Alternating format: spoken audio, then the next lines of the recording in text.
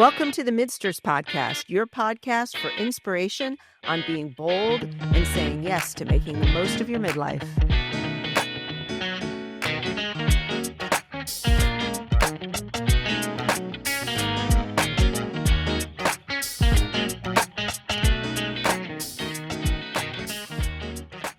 So today's going to be an in-depth discussion because it requires accessing deeper parts of our minds.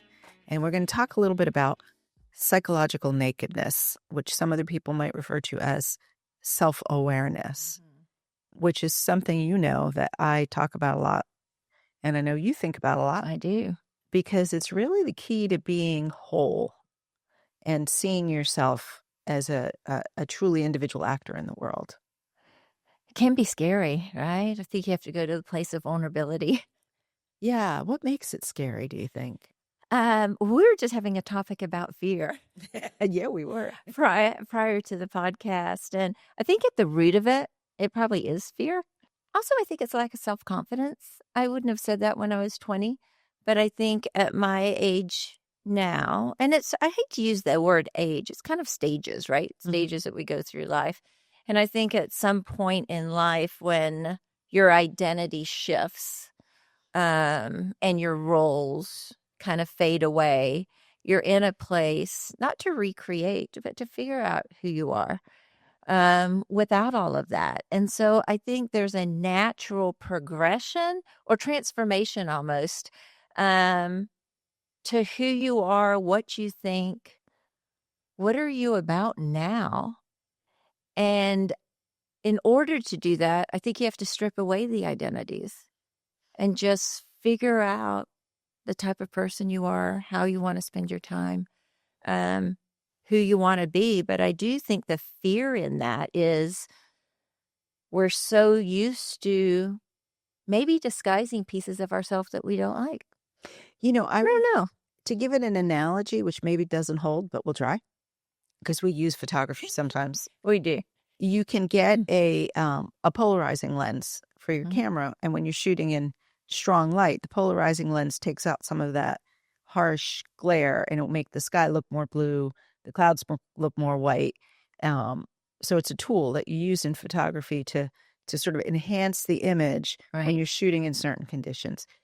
I think a lot of us, maybe all of us, use a similar tool as we go through life. We filter the way we see and experience things and block what's really happening psychologically behind the lens because we want things to look a certain way. We want to look at ourselves a certain way.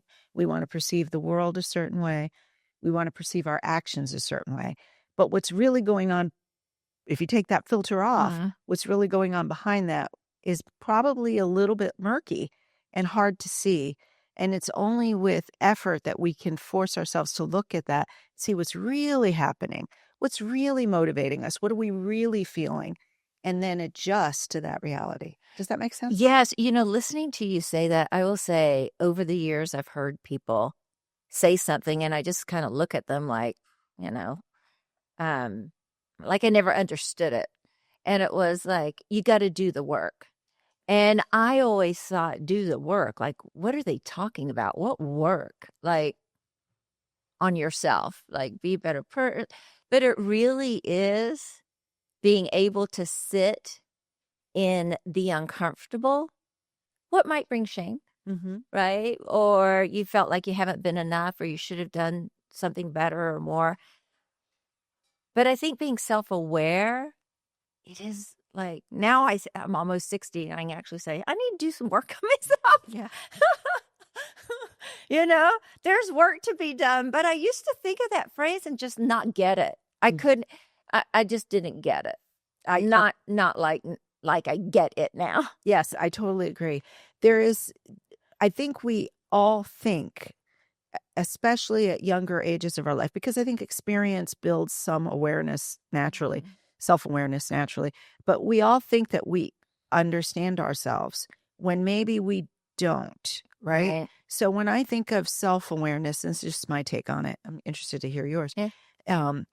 I know that in earlier stages of my life, I'm using that deliberately, I didn't say when I was younger, earlier stages of my life, so the young motherhood stage, right? I was not wholly aware of the things that were motivating me to do certain things. So the first example I'll give is I signed my kids up for a cooperative preschool because I thought, well, I did it because a friend of mine said, "Oh, wait, my kids go to this preschool. It's great. You know, it's going to be easier to get into than one of the ones you have to wait all night to sign Mm-hmm. up your kid." But it much later came to me that one of the reasons that I selected that option was because it was a challenge to have my kids in a cooperative preschool. I was a working parent. Yeah. Most of the other parents in the preschool were not. I did not want to feel shame of not being there for my kids. So if the stay-at-home moms had their kids in a preschool that was a cooperative preschool, which meant they had to go and volunteer in the classroom several days a month, then that's what I needed to do too. Otherwise, I was less than Yeah. because I was a working mom. Did not know that at the time. Came to realize it after a while, after my son had been in that school for 2 years. This was not a good fit for me. Why was I there? Mm. I was there for reasons that were not what I thought they were. It wasn't because it was the best preschool in the county. It wasn't. It wasn't because it was the easiest to get in. It really wasn't. It was because I was afraid of being less than, and I wanted to compensate for that. Once I realized that, I was like, oh, you know what? I'm not continuing in this program. And I put my daughter in a different non-cooperative preschool, which was a better fit for my lifestyle. Yeah. You know, listening to you, and we're talking about stages and self-awareness. And when you say that, when you talk about that, I think of very similar situations in my life that I have done things that maybe if I had just stripped away the word ego. Mm-hmm. I think at a young age, we have an ego that's much bigger. I think that does fade away through midlife. And I think that one of the reasons maybe self-awareness and psychological nakedness, if you want to say, is so appealing at our age now, and something that we realize brings lots of beauty and truth to our lives, is that midlife, I think, marinates wisdom. Mm. And I think that if we could further this discussion, um, and talk to those that are much earlier in the stage of midlife, how to incorporate that, because they still, and I was there, you were there, where we wanted to be the best mother we could be to our kids or and friends and all those things. But I think that you need to sit in it and ask yourself why, and how is that going to benefit? Like what part of you, when you strip away the roles, what part of you is eager and wants or craves that thing that you think is so important? And I think, like with children, I mean, yeah, I wanted to bake cookies. I wanted to do all these things and be the greatest mom. Stripping all that away, I never sat in it then. Now, when I look back on it, it's because I wanted them to see me as something um, that I am, but spending time. Had I spent time thinking about the true reasons, I I wanted a relationship that would be lifelong for my kids. Right. I never verbalized that or thought about it. Like, it was more of a superficial kind, not superficial meaning it's not real, but it's one of those instant things that you think about daily, like, oh, I'm going to do this for my kid and this for my kid. But in the end, it was because I wanted a connection that would last forever with them. And I wanted them, it was important how they looked at me and through what lens, right? So what you're saying is Does this make sense? it absolutely makes sense, and it's triggering a lot of thoughts in me. One is, and I'm going to bring these together, I promise. Yeah. Stereotypes, although they're terrible and can lead to injustice and unfairness, stereotypes are also useful. And they're useful because they're a shorthand for thinking through a complex situation. So in this context, there are to me, levels of self-awareness. At one level, I think we're aware that we want to be better parents. We want to be good parents. The stereotype comes in because we look at the society around us and the culture and say, the way to being a good parent is this. And we gravitate to that action, that activity, that, conduct, because that seems to be the way to do it, without being fully aware that what we're doing is just going along with what we think the culture wants. Conforming. We're conforming instead of dealing with our deeper feeling. Because if you strip that away and really just identify the feeling for itself, I want my kids to be content and happy. I want to give them what I can. You might say what the culture is doing isn't the best thing for my kids. So I'm going to actually do something different. But that's where the self-awareness comes in, because then you have to say to yourself, and this is the next level, I'm going to take an action that's actually in a way going to separate me from the mass of my peers, but for the betterment of my family or for my children. That's hard. Well, and it's, I think the other word that comes into it is hard, because we're talking about conformity. It's also we want approval of others. Exactly. And it's like, really? Now at I'm far from perfect, as you know. And I think you're perfect. But we can talk about that another time. And thinking, just really going into thinking about when you strip away who you are and why you want to do something and what your drive is and who you want to be for yourself and for others and all of that. I think the majority of people, if not all, when you take away from wanting to conform, there is so much beauty. And, I think this is overused, this phrase, your true self. But wow, I think there's so much beauty in the true self. And I will say I see it most. I mean, I have lots of young people in my life, and there's so much true beauty. But I've always admired older women that I can sit and talk to, because there is they're not trying to convince me of anything. I mean, they're just I think of Betty Joy. Mm-hmm. Oh, someday we have to have her on our podcast. I think of my mother. I think of a lot of people. I think of my grandmother. I think of, there was somebody that just passed away, and I think of that individual at 82. A true beauty by not being concerned about conforming or being somebody else. They've lived their life, and you can have a conversation and it resonates. You see it. It shines. There's joy in it. And at some point in their lives, they must have sat within themselves. And because all those identities and roles were pretty much gone, and it's who they were, and that beauty came out, and it comes out. Do you see that in older women? I do. Or men, too. I mean, I have seen it on occasion in younger people. Oh, yeah. Your daughter. Yeah, I think, yes, thank you. I think she very much is her true person. Yes. I think that it's also okay, and I don't want to go without saying this. Self-awareness means really not achieving a particular state.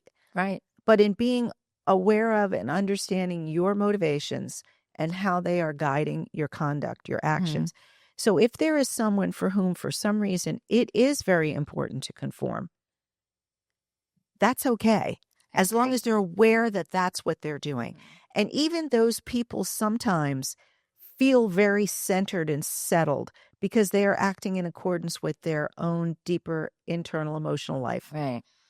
It's when you don't have that harmony that you see something that is, you could just feel those people are off base. I lately have become very aware of sort of reading people's energy, and that's a self-awareness thing for me, because I realized, moment of self-awareness, I realized that I'm always so interested in making friends that I'm not always so aware of who I'm making friends with.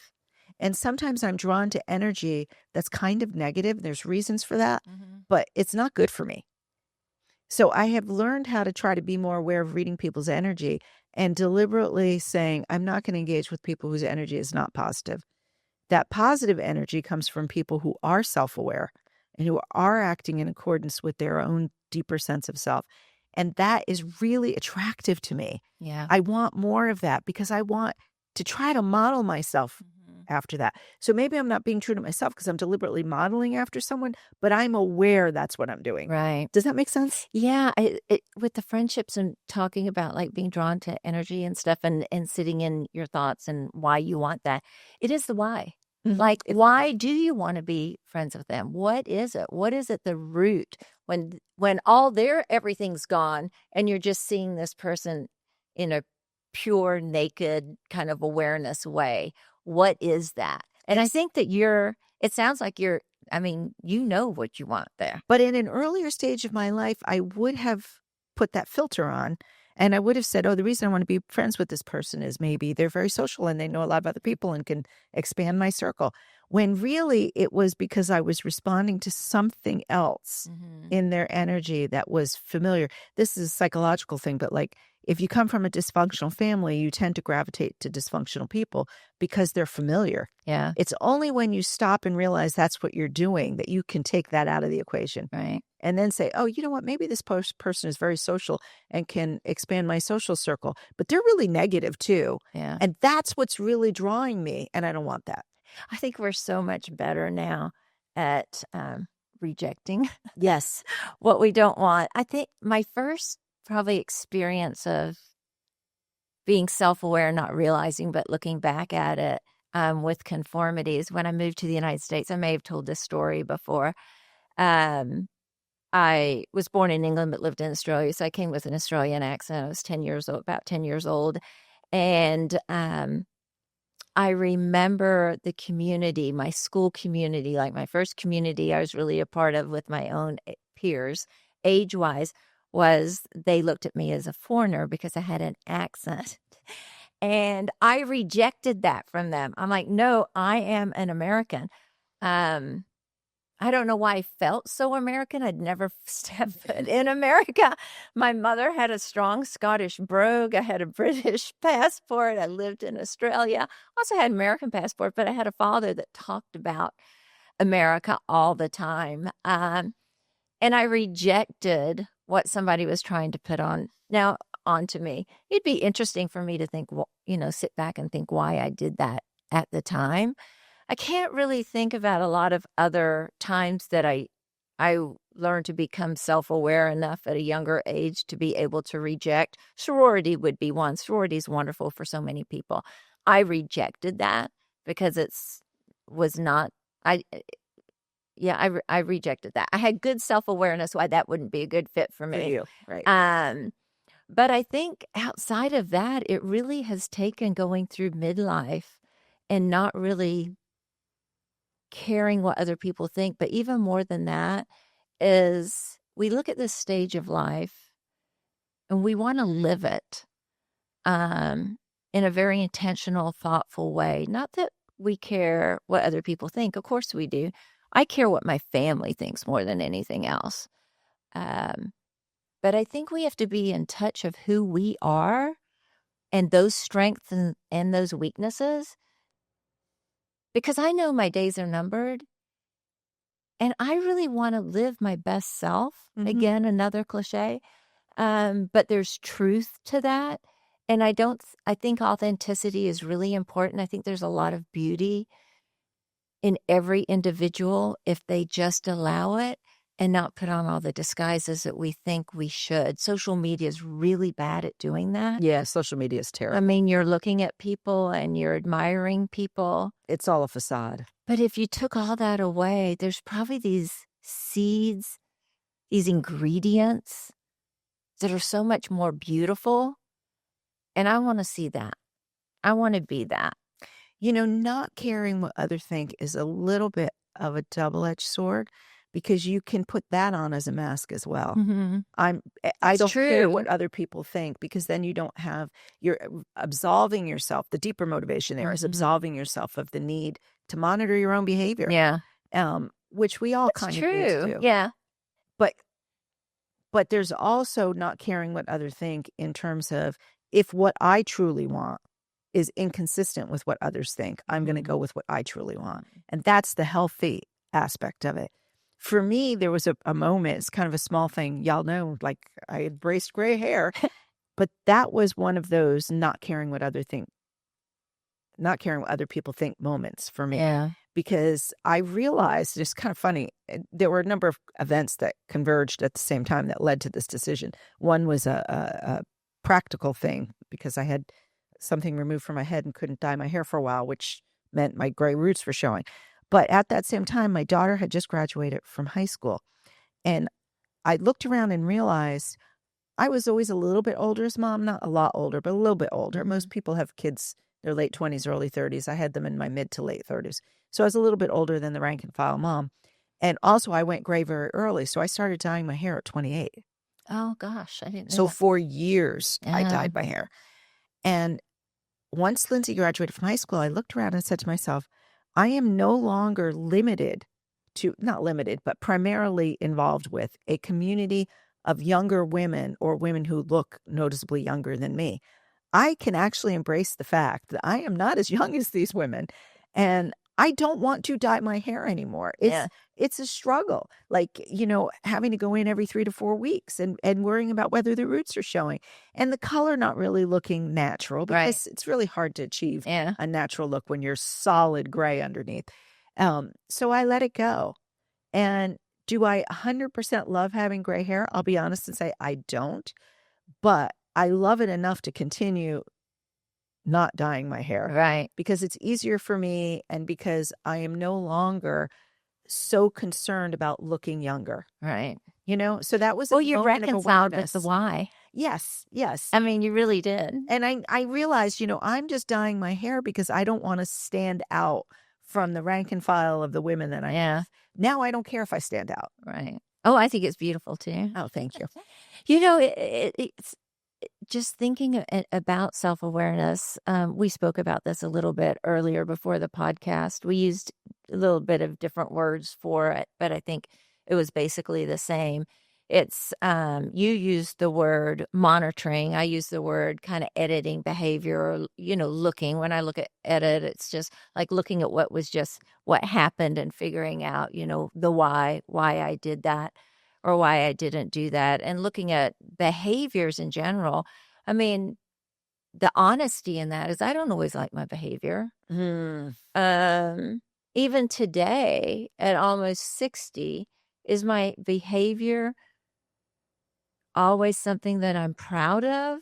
Or I try to have good behavior. You know me as a human, but I'm far from perfect. And so the behaviors that I have, that I sit with, and there's some right now in my life, not so proud of, but it's that investigating, that editing, that asking myself, like, why? And it takes you to a little deeper level of trying to figure out why. And I think we need to do that at every stage, not just this stage, because there are things that could have been resolved much earlier. And good behavior and bad behavior, but not all behavior is good, right? We're all human. There's this human element. It's just I feel like at this stage of life, I'm a little braver to be able to face that. Part of it is I have a lot of self-esteem now, because I also, in that self-awareness, I know there's good, and the good overshadows what you might think, Marianne, that is not bad behavior. To me, it's not behavior that I want, right? Or the way I think of something, or the way I make a quick judgment. I don't like that behavior. There's other behaviors as well. We're so busy in life at a young age, and just, I think, impress and disguise and try to be something that later on in life we realize that the value of all that effort and all that trying really didn't pay out, because I'm way happier now just being myself, the good and the bad, good, bad, and ugly. Is that what they say? This is such a rich conversation. I don't think we could put this in 30 minutes. I don't think so either. Let's make a plan here that this is part 1, and to our listening audience, we're going to have a part 2 of this conversation and continue it next week. So be sure to tune into the Midsters on Tuesday, when part 2 of Psychological Nakedness will be there for you to hear.